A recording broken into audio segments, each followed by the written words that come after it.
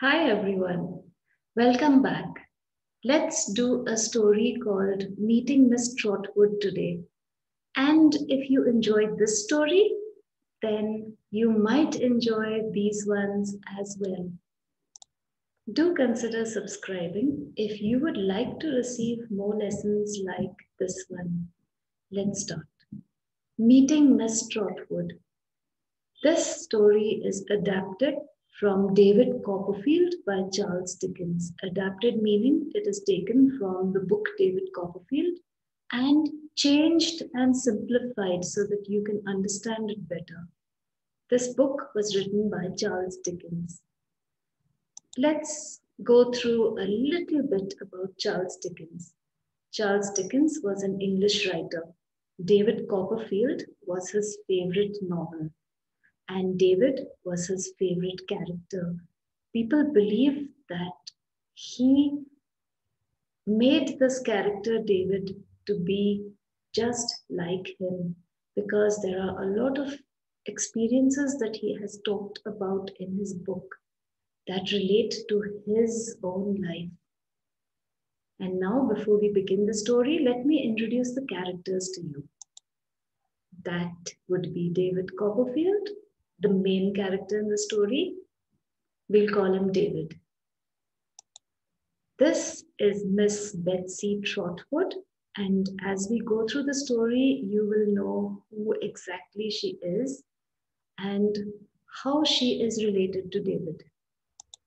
Mr. Dick, well, there's not much interaction with him in the story, but he is mentioned. Mr. Murdstone and his sister, Miss Murdstone. They are like the villains of the story. You know how you have villains in a movie? You have the good people and the bad people. These are the bad people. Mr. Wickfield. We'll come across him too towards the end of the story. And Agnes is Mr. Wickfield's beautiful daughter. So let's start the story. I had walked every step of the way, sleeping under haystacks at night. Who's talking? David is talking. Okay? And he says that he had walked every step of the way. He had slept under haystacks. Haystacks are little places where people have gathered hay and made it into like a mountain of hay. So he slept under haystacks at night. Fortunately, it was summer. He said, thank God it was summer because sleeping under a haystack in winter would have been horrible. It would have been freezing. My shoes were completely worn out. Now, because he had walked all the way from where? From London. And where was he going? We'll see soon. But because he had walked so much, his shoes were worn out. You know what happens when you use your shoes for a long time? How they all get worn out at the bottom and sometimes even get holes when they're worn out completely due to friction. His shoes were completely worn out. And he says, my hat was crushed and battered. Battered means shabby and damaged with use. His hat also was crushed and damaged. He had used it so much. My shirt and trousers, pants, stained. They had stains on them, stained with heat, dew, grass, heat because of the summer, the heat of the sun. They had got these patches of in the places where they had got faded and there was dew on them. Dew is, you know, condensation that takes place in the morning.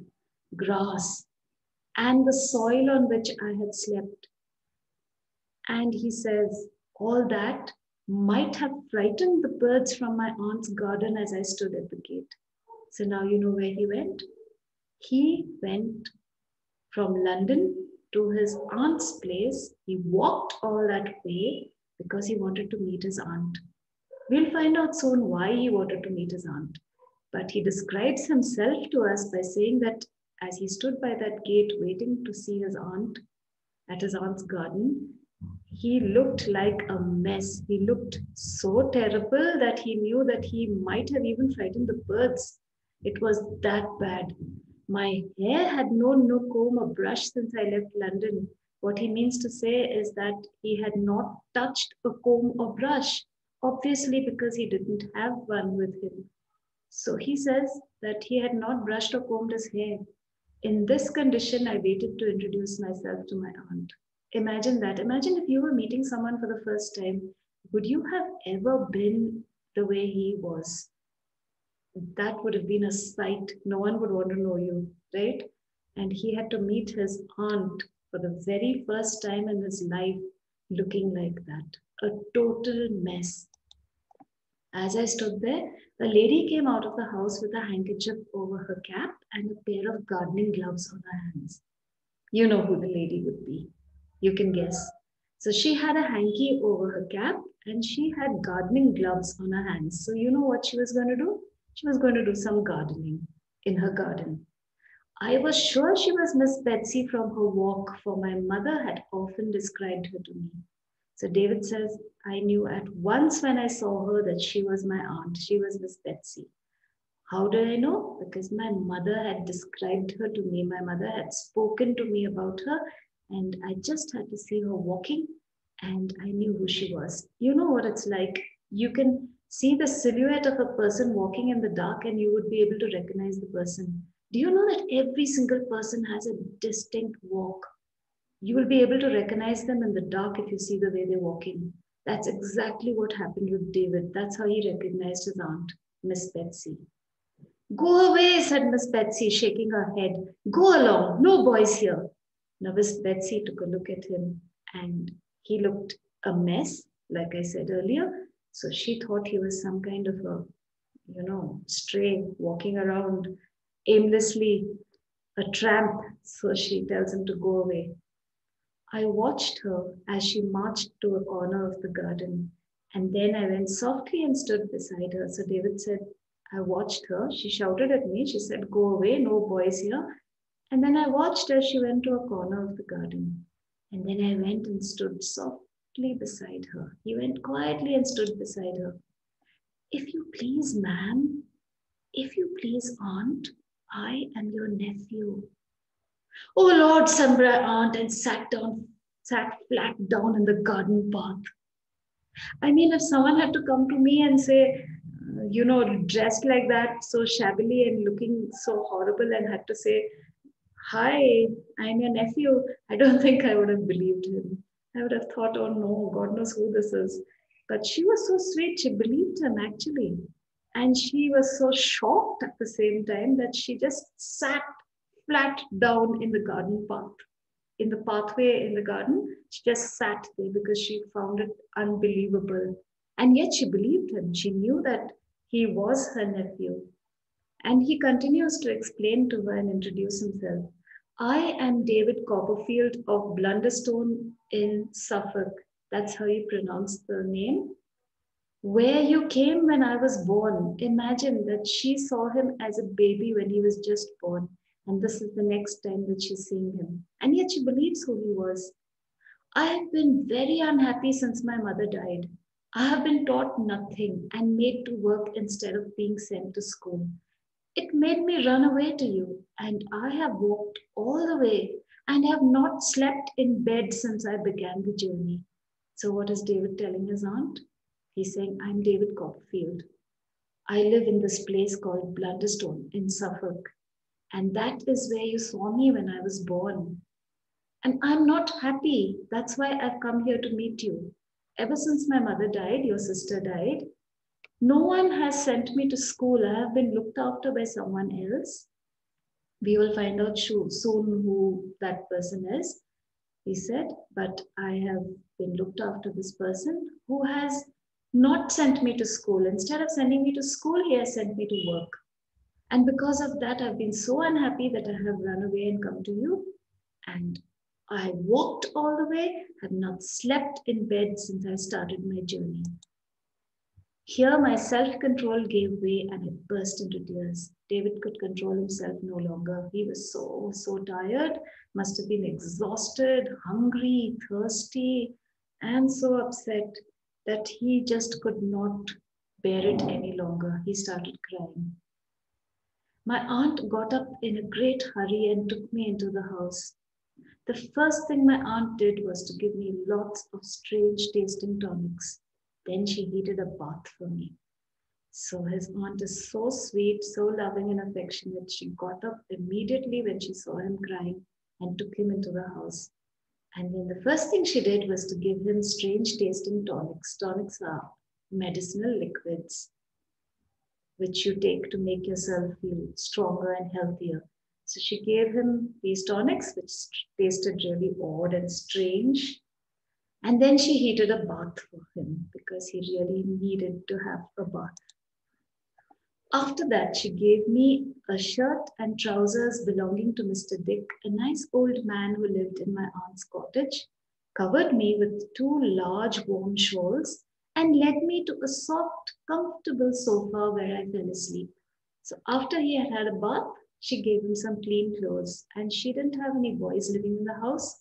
She only had a man who used to live in her cottage. So she gave him that man's clothes to wear, which was a shirt and trousers. His name was Mr. Dick, and he was a nice man who lived there in his aunt's cottage. Then David's aunt covered him with two large warm shawls and took him to a soft, comfortable sofa where he went to sleep. That was the beginning of my aunt's adoption of me.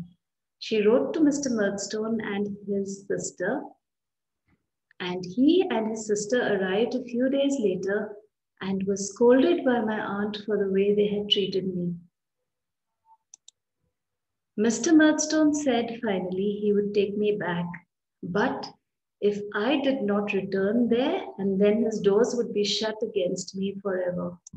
So David's aunt wrote a letter to Mr. Murdstone and asked him and his sister to come and meet her. Of course, in those days, there were no emails and there was no text messages, no WhatsApp messages. So they would write letters to each other, and each letter would take days and possibly even months to reach from one place to another. So Mr. Murdstone finally did come to meet his aunt, David's aunt, and he listened to what she said. Of course, David's aunt fired him for his behavior, for not sending David to school like he was supposed to. And then Mr. Murdstone said that he would take David back. But if David misbehaved and did not return there, then his doors would be shut against him forever. That means after that, Mr. Murdstone would not bother about David. He was going to give him only one more chance. And what does the boy say, said my aunt. Are you ready to go, David? So now they're asking David for his opinion. Does David want to go back and live with Mr. Murdstone and his sister, Miss Murdstone? I answered no and pleaded with her not to let me go. Poor David must have been so upset living with them that he begged of his aunt not to let him go back. She pulled me towards her and said to Mr. Murdstone, you can go when you like. I'll take my chance with the boy. So David's aunt has now told Mr. Murdstone and his sister that they can leave. She said, you don't have to worry about David anymore. I will take care of him. And I don't mind if he is hard to look after. I'll take my chances. I'll take that risk. When they had gone, my aunt announced that she would be my guardian. You know how you adopt someone legally. She was going to do that. And that I should be called Trotwood Copperfield. So now he's not going to be David Copperfield any longer. He's going to be David Trotwood Copperfield because he has to also take his aunt's name. He's going to be legally adopted by her. So Miss Betsy Trotwood would have a son now called David Trotwood Copperfield. Thus I began my new life in a new name with everything new about me. David's new life begins. My aunt sent me to school at Canterbury. Since there was no room at the school for boarders, she arranged for me to board with her old lawyer, Mr. Wickfield. So now David's aunt, Miss Betsy, has arranged for him to go to a new school at a place called Canterbury. But it was a boarding school and there was no place for him to live there because it was probably full and he had joined school late. All the rooms were already occupied by the other boarders. So she had another idea. She asked her old lawyer, Mr. Wickfield, to allow David to stay with him for some time.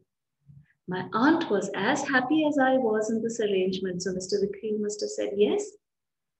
So Miss Betsy was overjoyed. She was thrilled about it because he would be in safe hands. He was going to be comfortable. He was going to be looked after.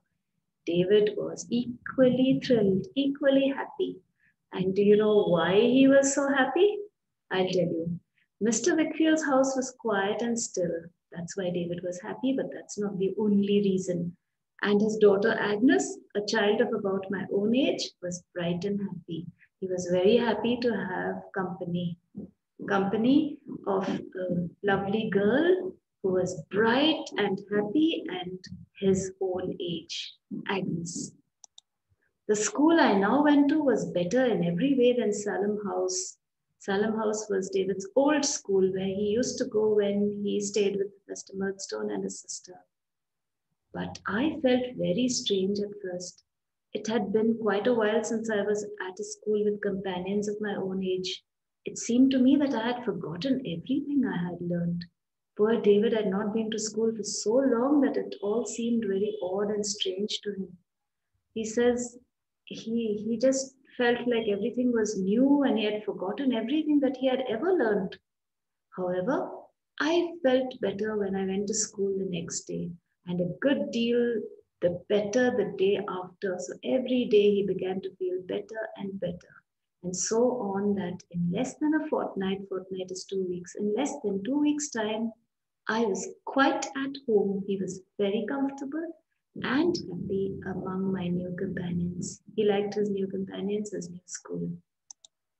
Trot, said my aunt. Now why is she calling him Trot? Trot is short for Trotwood, his new name, remember? Because he is now adopted by his aunt. Trot, said my aunt, when she left me at Mr. Wickfield's. Now his aunt has to go back home. She has to say goodbye to him. Never be mean in anything. Never be false. Never be cruel.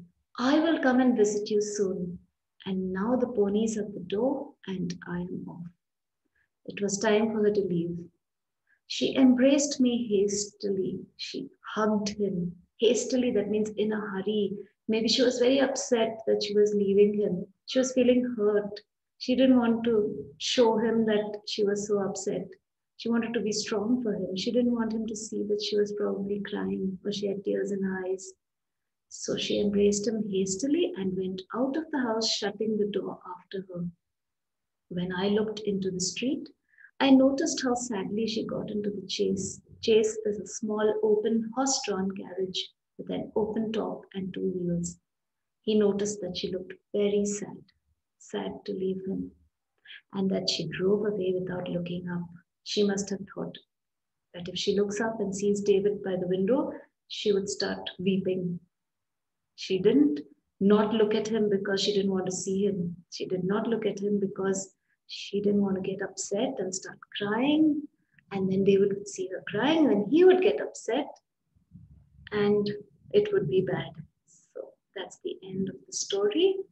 I hope you enjoyed it. We'll meet again very soon. Until then, bye. Do take care of yourselves. See you.